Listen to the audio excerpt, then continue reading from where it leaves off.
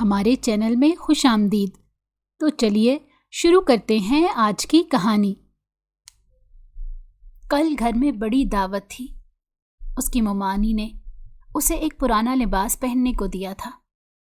وہ اداس سی اس لباس کو دیکھنے لگی۔ اس نے 7 سال سے نئے کپڑے نہیں پہنے تھے، جبکہ اس کے ماموں بہت امیر تھے۔ اگلے دن وہ وہی پرانا لباس پہن کر مہمانوں سے ملنے لگی۔ وہ سادہ سے لباس میں بھی آسمان سے اتری پری لگ رہی تھی، جب اچانک گھر میں شور اٹھا اور معلوم ہوا ماموں کا بڑا بیٹا ہادی 10 سال بعد امریکہ سے لوٹا ہے۔ سب ہادی سے مل رہے تھے، جبکہ وہ اپنے کمرے میں جا چکی تھی۔ رات دعوت ختم ہونے کے بعد اسے بھوک کا احساس ہوا، تو آدھی رات کو چھپ کر کچن میں کھانا لینے گئی، لیکن جیسے ہی پلٹی تو ہادی سے ٹکرا گئی۔ ہادی آنکھیں چھوٹی کیے اسے گھورنے لگا۔ جب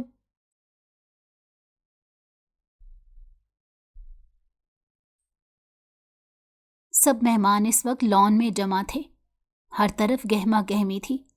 نوجوان لڑکے لڑکیاں ایک دوسرے کے ساتھ باتوں میں مگن تھے، اور گھر کے دوسرے حصے میں بھنگڑے والے موجود بھنگڑا ڈال رہے تھے۔ یہ پارٹی کم اور شادی زیادہ نظر آ رہی تھی۔ صفیہ بیگم جلدی سے کچن میں داخل ہوئیں۔ جب انہوں نے سونیا کو کام کرتے ہوئے پایا تو ان کے ماتھے پہ بل پڑ گئے۔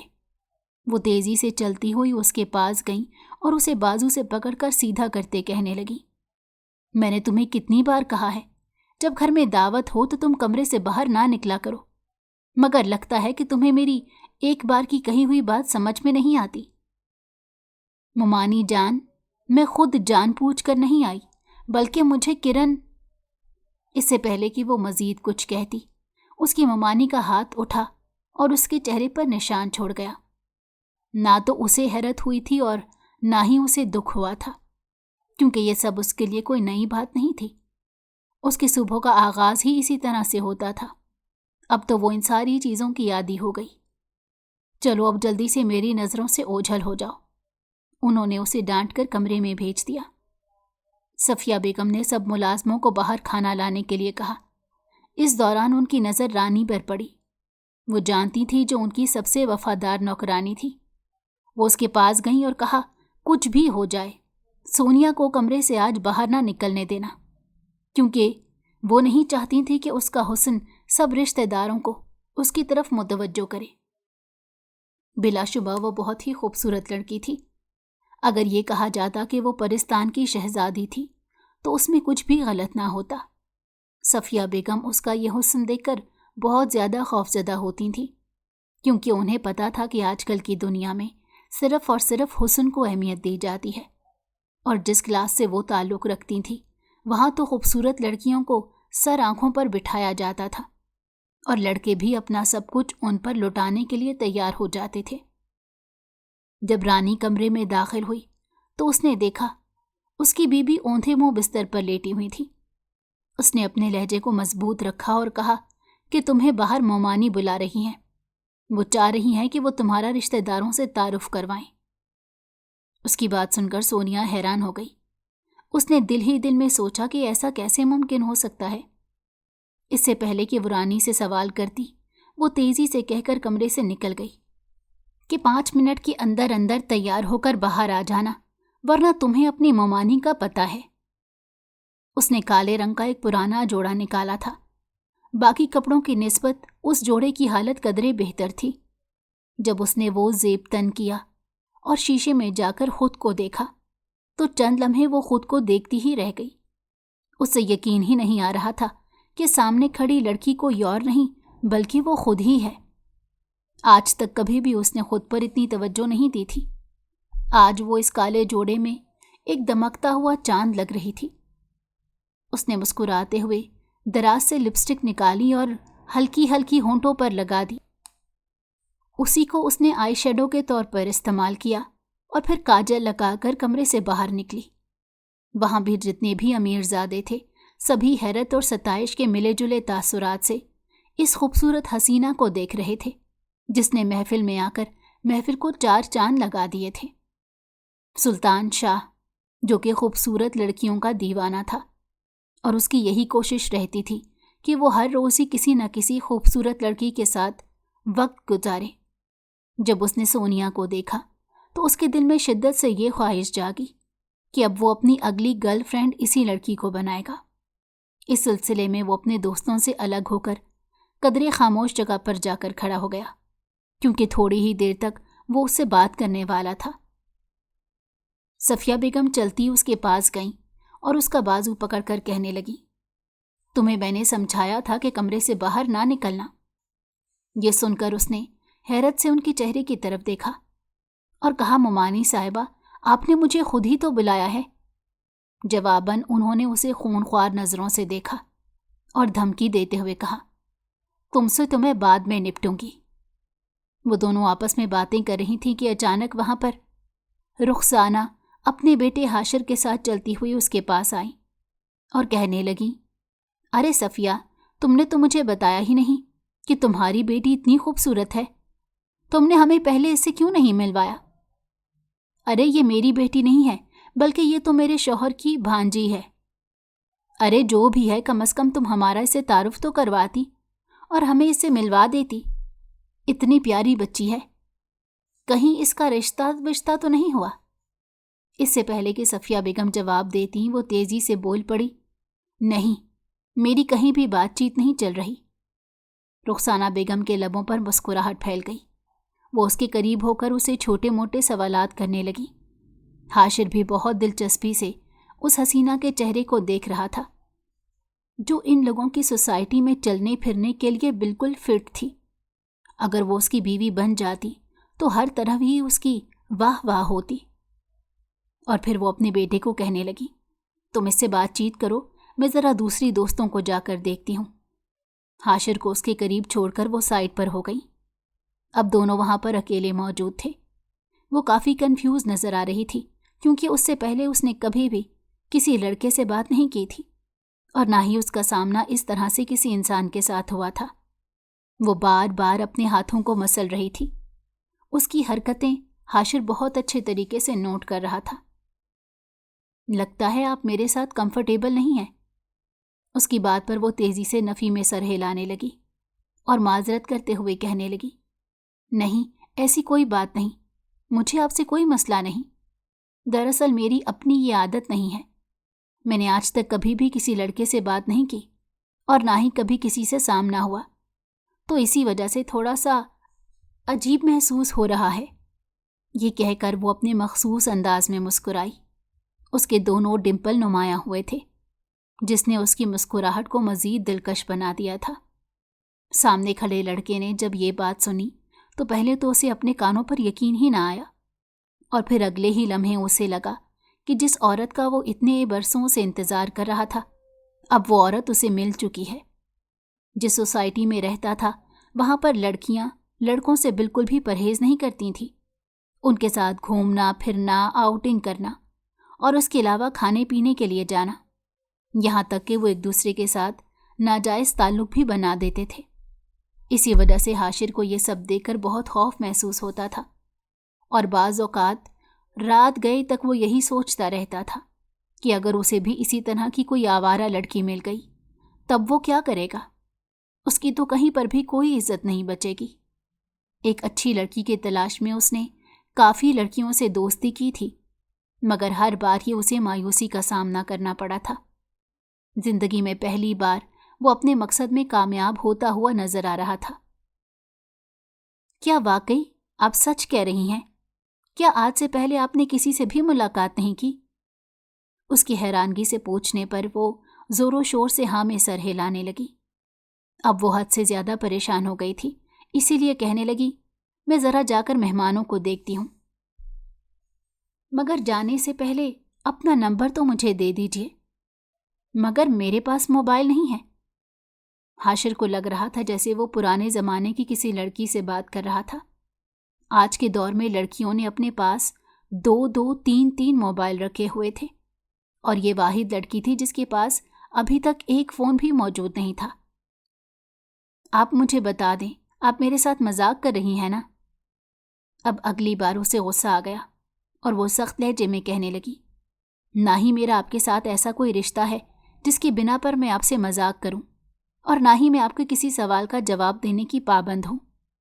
مہربانی کریں یہاں سے چلے جائیں، مجھے اب آپ سے کوئی بات نہیں کرنی۔ دیکھیں اب آپ میرے ساتھ بدتمیزی کر رہی ہیں، اگر میں آپ کی ممانی کو اس بارے میں بتا دوں تو۔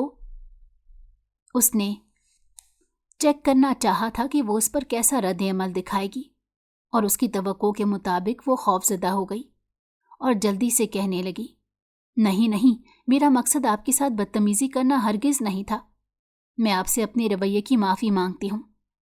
وہ جلدی سے نرم پڑ گئی۔ دوسری طرف حاشر کے لبوں پر مسکراہٹ پھیل گئی۔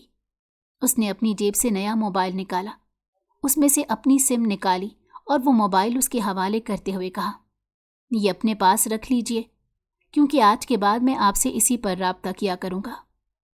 وہ انکار کرنا چاہتی تھی، لیکن سامنے کھڑے انسان نے دوبارہ سے اسے دھمکی دی تھی کہ اگر اس نے یہ موبائل نہ لیا تو وہ اس کی ممانی کو شکایت لگا دے گا۔ نہ چاہتے ہوئے بھی اس نے موبائل تھام لیا اور اپنے کمرے میں واپس چلی آئی۔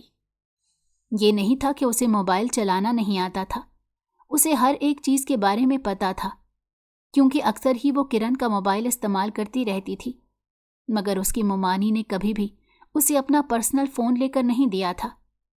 ایک بار اس نے ماموں جان سے اس بارے میں بات کی تھی تو ممانی نے اس کے کردار پر وار کیا تھا اور ارسل صاحب کو کہا تھا کہ کوئی ضرورت نہیں ہے اسے موبائل لے کر دینے کی، ویسے بھی مجھے اس کے چال چلن ٹھیک نہیں لگتے۔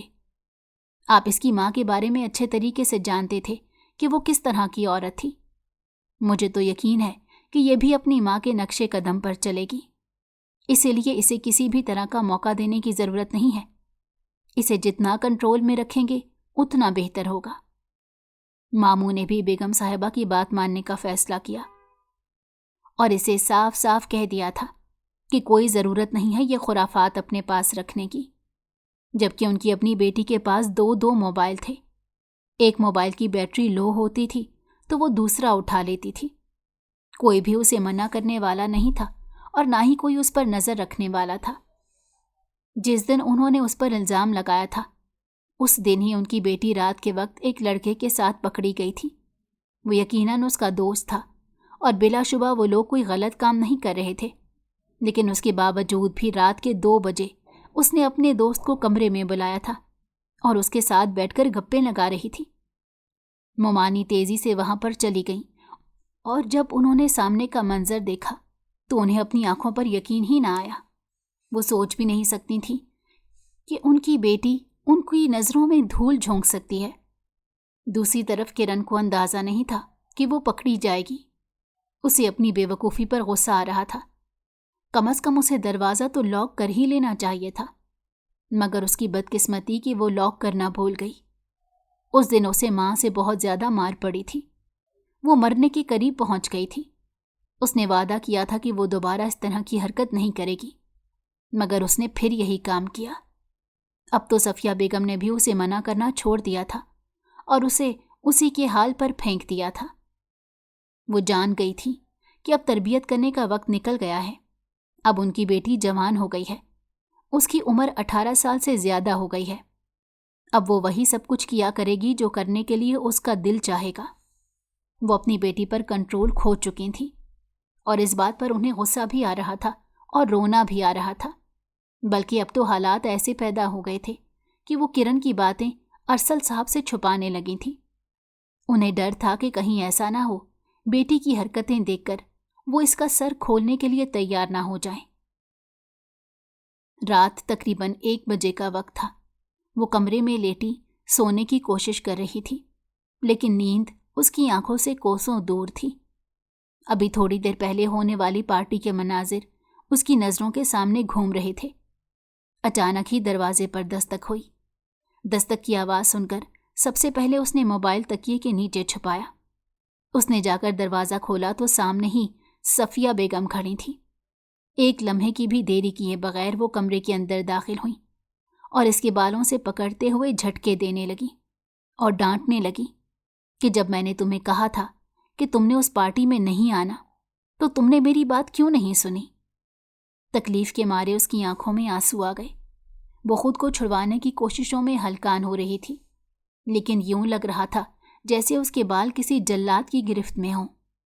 وہ اسے سکنے لگی اور کہنے لگی کہ مجھے آپ نے ایسا کچھ بھی نہیں کہا تھا۔ انہوں نے جب دوبارہ سے کہا کہ میں نے رانی کے ہاتھ پیغام بھیجا تھا تو اس پر بھی اس نے لا علمی کا اظہار کیا۔ 3-4 تھپڑ کھانے کے بعد وہ وہیں زمین پر بیٹھ گئی۔ صفیہ بیگم بھی باہر چلی گئی۔ وہ زمین پر بیٹھی اب اپنی قسمت پر ماتم منا رہی تھی۔ وہ اپنے ماں باپ کی لاڈلی بیٹی تھی، لیکن اچانک ہی ایک کار ایکسیڈنٹ میں اس کے والدین کا انتقال ہو گیا تھا۔ اس کے بعد چچا نے اسے قبول کرنے سے انکار کر دیا۔ خالہ جو کہ پہلے اسے محبت کا اظہار کرتی تھیں اور اس کو پیار کرتے ہوئے نہ تھکتی تھیں، انہوں نے بھی اسے مکمل طور پر نظر انداز کر دیا۔ تب اس کے ماموں جان نے اس پر ترس کھایا اور اسے لے کر یہاں پر چلے آئے، لیکن اس کی ممانی جان اس کے حسن سے خوفزدہ ہوتی تھی۔ جس دن وہ یہاں پر آئی تھی اس دن ان کا بیٹا ملک سے باہر چلا گیا تھا۔ وہ شکر ادا کر رہی تھی کہ ان دونوں کی آپس میں ملاقات نہ ہو سکی۔ وہ جانتی تھی کہ ان کا بیٹا حسن کا پجاری ہے، خوبصورت چہرے اسے متوجہ کرتے ہیں۔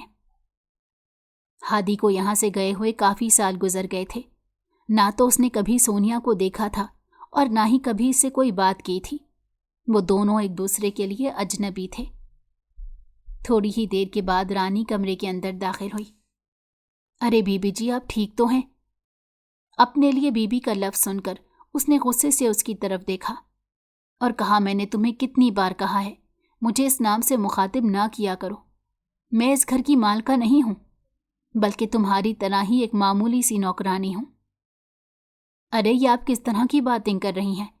آپ تو مجھے ایک پرستان کی شہزادی لگتی ہیں، اور بالکل فکر نہ کریں، مجھے یقین ہے کہ بہت جلد آپ کا شہزادہ آپ کو یہاں سے لے کر چلا جائے گا، پھر آپ کی ذلت بھری زندگی سے جان چھوٹ جائے گی۔ اس نے پیار سے سونیا کے ہاتھ پکڑے اور اسے تسلی دیتے ہوئے کہا۔ اب اس سے بھی خود پر کنٹرول کرنا مشکل ہو گیا تھا۔ اس نے اپنا سر رانی کے کندھے سے ٹکا لیا اور روتے ہوئے کہنے لگی کہ تمہیں نہیں پتا میں کتنی تکلیف میں ہوں۔ یہ لوگ میرے ساتھ جیسا سلوک کر رہے ہیں، میں اس سلوک کی بالکل بھی حقدار نہیں ہوں۔ میں اپنے والدین کی اکلوتی اور لاڈلی بیٹی تھی۔ میری ہر خواہش میرے منہ سے نکلنے سے پہلے ہی پوری ہو جاتی تھی، مگر اب دیکھو میں کن حالات سے گزر رہی ہوں۔ کوئی بھی میرا خیال رکھنے والا نہیں ہے۔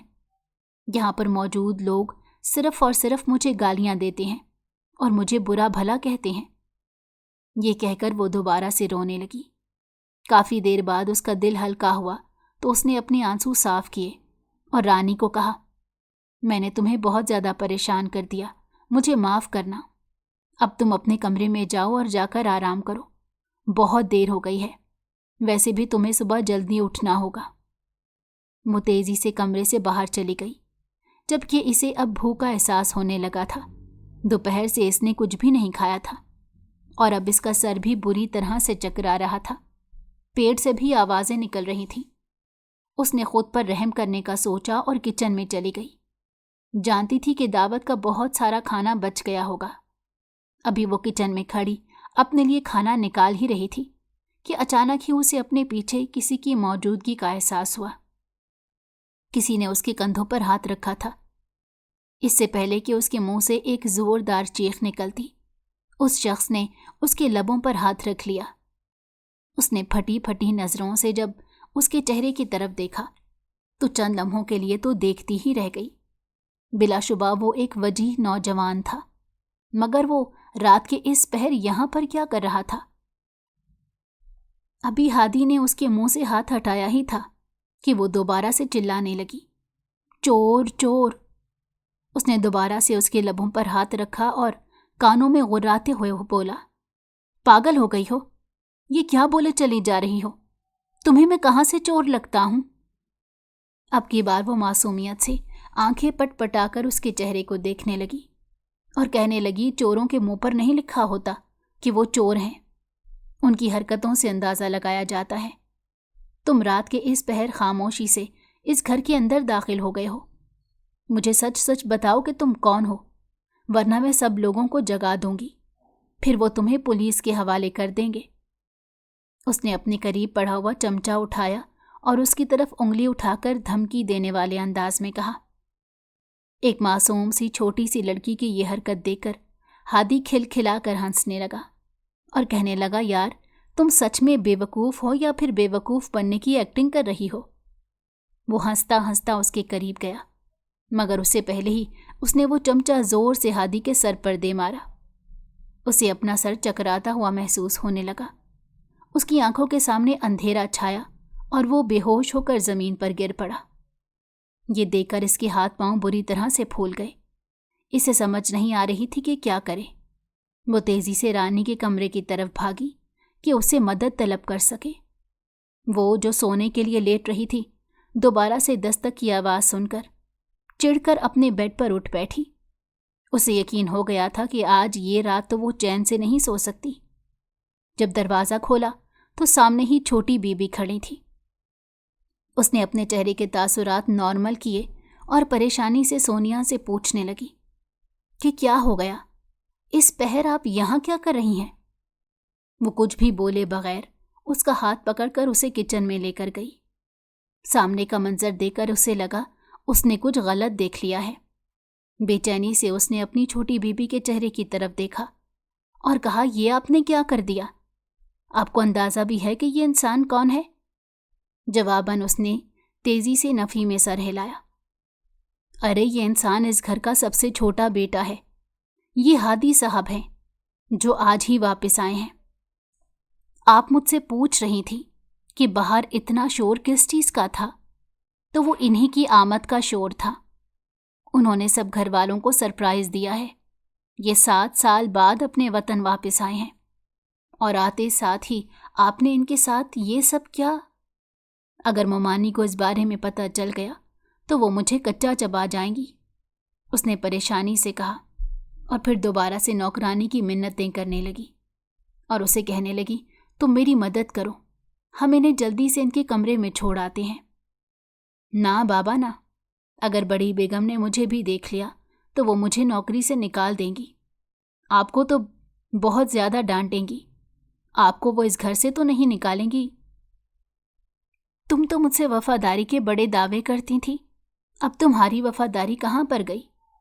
चलो इसे मेरे साथ उठाओ, वरना मैं मोमानी को ये बता दूंगी कि इनके साथ ये सलूक तुमने किया है। वो इसे धमकी देने लगी।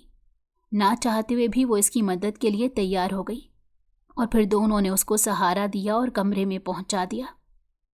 बेड पर लिटाने के बाद रानी तो तेजी से वहां से भागी थी, मगर वो अभी तक उसके कमरे में ही मौजूद थी और आसपास का जायजा ले रही थी। ये कमरा वो रोज़ ही सुबह आकर साफ करती थी, क्योंकि उसके मामू का हुक्म था, क्योंकि वो कहते थे कि उनका बेटा किसी भी वक्त अपने वतन वापस आ सकता है। इसी वजह से उसके कमरे को हर वक्त तैयार रखना चाहिए। उसने कभी भी कमरे की कोई भी चीज़ नहीं छेड़ी थी। एक बार उसे एक एल्बम मिला था, लेकिन मजाल है जो उसने वो खोल कर देखा हो, या उसे कभी तजस्सुस हुआ हो कि उसका एक ही कज़न है, वो कैसा है, कैसा दिखता है, क्या करता है। उसे किसी चीज़ से कोई गर्ज ही नहीं थी। वो बाहर जाने ही लगी थी कि हादी ने उसका हाथ पकड़ा। उसे अपना खून मुंजमद होता हुआ महसूस हुआ। खौफजदा नज़रों से जब उसने उसके चेहरे की तरफ देखा तो उसकी आंखें बंद थीं। वो मुंह ही मुंह में कुछ बड़बड़ा रहा था। वो समझ नहीं पा रही थी कि क्या बोल रहा है। थोड़ी ही देर के बाद उसने झटके से अपना हाथ आज़ाद करवाया और एक लम्हे की भी देरी किए बगैर अपने कमरे की तरफ भागी। उसका पूरा वजूद इस वक्त खौफ से लरज़ रहा था। उसकी सांसें बुरी तरह फूली हुई थीं। उसे लग रहा था जैसे उसने कोई बहुत बड़ा जुर्म कर दिया हो। वो अल्लाह ताला से यही दुआएं कर रही थी कि या तो सुबह ही ना हो, और अगर सुबह हो तो वो इस इंसान की याददाश्त चली जाए और वो उसके बारे में कुछ भी बताने के काबिल ना रहे, क्योंकि ये 2 सूरतें थीं जो उसे बचा सकती थीं। सुबह उसकी आंख काफ़ी लेट खुली थी, क्योंकि वो रात 1 बजे तक जाग रही थी। जब किचन में गई तो सामने का मंजर देखकर उसे अपनी आंखों पर यकीन ही ना आया।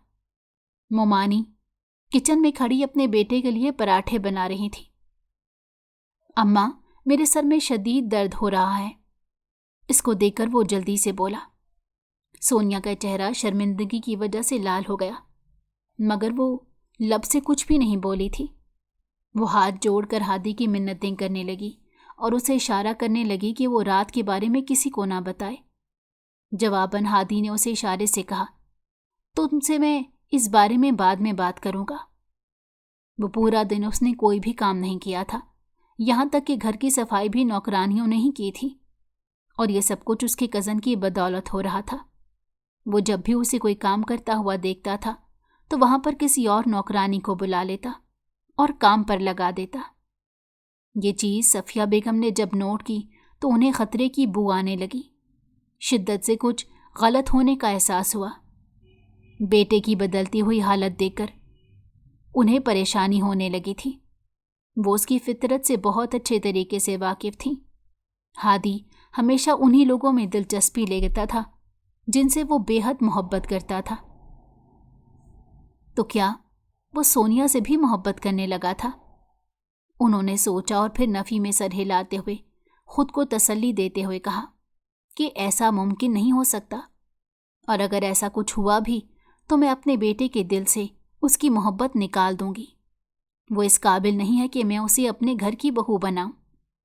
7 سال تک میں نے اسے نوکرانی کا درجہ دیا ہے، اب میں اسے کیسے مالکن کا درجہ دے سکتی ہوں، جبکہ اس کی ماں نے میری زندگی اجیرن بنانے میں کوئی کسر نہیں چھوڑی تھی۔ ساری زندگی وہ ہم دونوں میاں بیوی میں پھوٹ ڈالتی رہی۔ میں اسے ہرگز قبول نہیں کروں گی۔ وہ خود سے وعدے کر رہی تھیں اور خود کو جھوٹی تسلیاں دے رہی تھیں، یہ سوچے بغیر ہی کہ قسمت میں تو کچھ اور ہی لکھا ہوا ہے، اور جو قسمت میں لکھا ہوتا ہے وہ ہو کر ہی رہتا ہے۔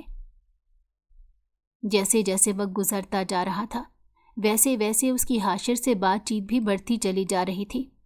سب سے پہلے اس نے اسے ایک دن بعد کال کی تھی۔ وہ اس سے چھوٹے چھوٹے سوال کر رہا تھا اور اس سے اس کے خاندان کے بارے میں بھی پوچھ رہا تھا۔ چونکہ وہ بہت معصوم تھی اور چالاک لڑکیوں کی طرح نہیں تھی، اسے نہیں پتا تھا کہ کون سی بات چھپانی ہے اور کون سی بات بتانی ہے۔ اس کے دل میں جو کچھ بھی آ رہا تھا وہ بولے چلی جا رہی تھی۔ ان دونوں کی آپس میں اب اچھی دوستی ہو گئی تھی۔ حاشر اسے ملنے کے لیے بلا رہا تھا، لیکن وہ بہت زیادہ ڈری ہوئی تھی۔ وہ جانتی تھی کہ اگر اس کی ممانی نے اسے پکڑ لیا یا اس بارے میں پتہ لگا لیا تو وہ اس کے ساتھ بہت برا سلوک کریں گی۔ جب اس نے اپنے ڈر کا اظہار اس انسان کے سامنے کیا تو وہ اسے تسلی دیتے ہوئے کہنے لگا، میرے ہوتے ہوئے تمہیں کسی چیز کی فکر کرنے کی ضرورت نہیں۔ اگر انہوں نے تمہیں گھر سے نکالا تو میں تم سے نکاح کر کے اپنے ساتھ لے کر چلا جاؤں گا۔ میں تمہیں وہ زندگی دوں گا جس کی تم حقدار ہو۔ تمہیں رانی بنا کر رکھوں گا، تمہاری ساری خواہشات پوری کروں گا۔ پہلے وہ اسے شادی کرنے کے بارے میں سوچ رہا تھا، لیکن جب اسے پتہ چلا تھا کہ اس کے ماں باپ مر چکے ہیں اور ممانی کے سہارے زندگی گزار رہی ہے تو اس نے بھی اپنے خیالات تبدیل کر لیے۔ اب اس کا مقصد صرف اور صرف اس لڑکی کو استعمال کرنا تھا، اور اسی لیے وہ اسے بے وقوف بنا رہا تھا۔ وہ یہ بات بھی بہت اچھے طریقے سے جانتا تھا کہ وہ اس کی زندگی میں آنے والا پہلا لڑکا ہے اور وہ زمانے کی چالاکیوں سے بھی ناواقف ہے۔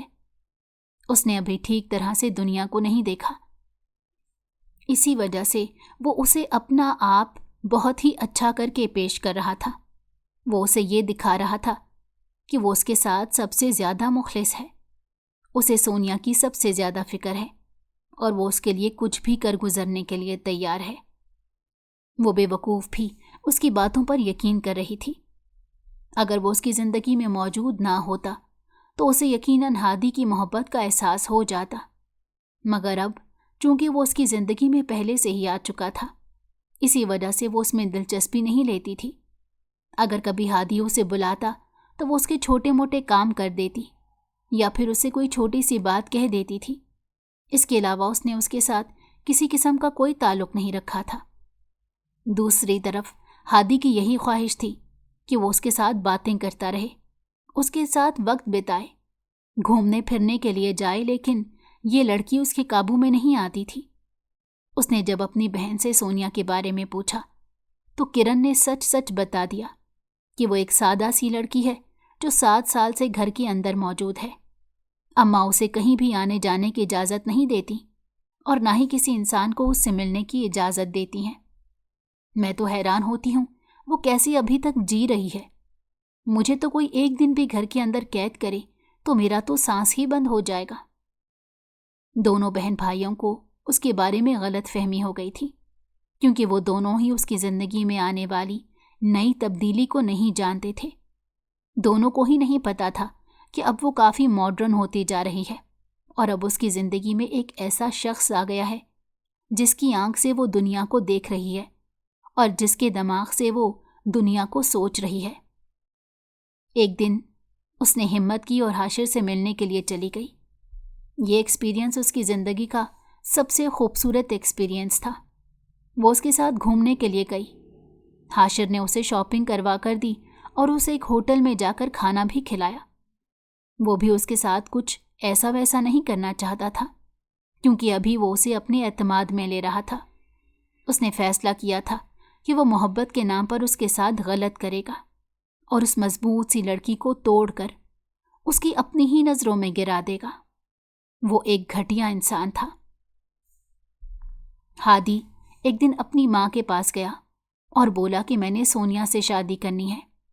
ये सुनने की देर थी कि उन्होंने सारा घर सर पर उठा लिया और वावेला मचाते हुए कहा कि ये मैं किसी सूरत मुमकिन नहीं होने दूंगी।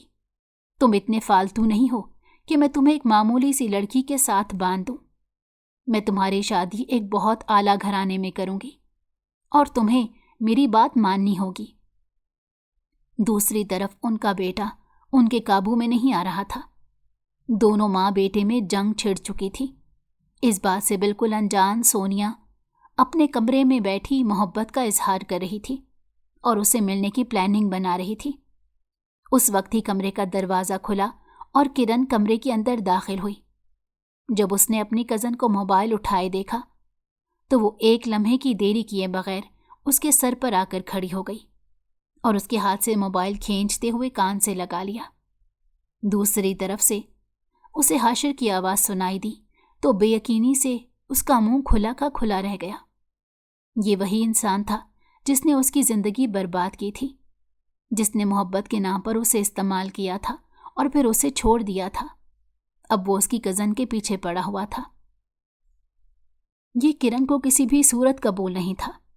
उसने सोनिया से मोबाइल लिया और उसे धमकी देने वाले अंदाज में कहा कि अगर तुमने दोबारा उसे राब्ता करने की कोशिश की तो मैं अम्मी जान को बता दूंगी। तुम जानती हो वो तुम्हारे साथ क्या सलूक करेंगी।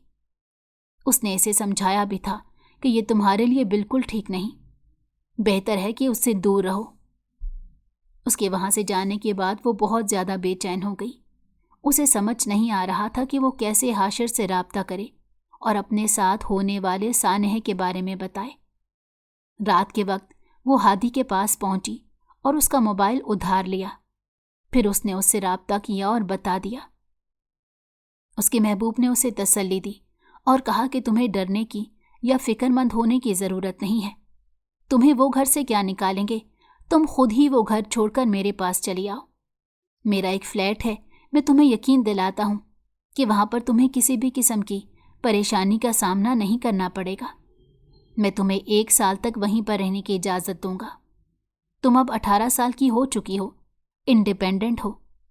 तुम्हें हिम्मत करनी होगी, खुद को संभालना होगा। कब तक तुम इस दुनिया के सहारे जीती रहोगी।